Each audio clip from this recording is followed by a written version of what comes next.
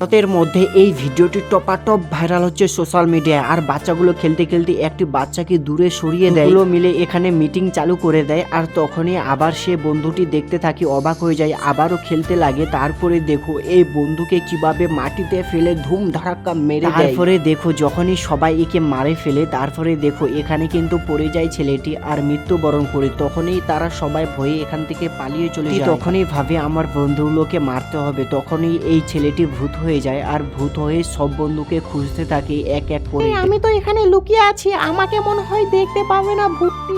আমার নাম ভূত, আমি সবাইকে দেখতে পাই।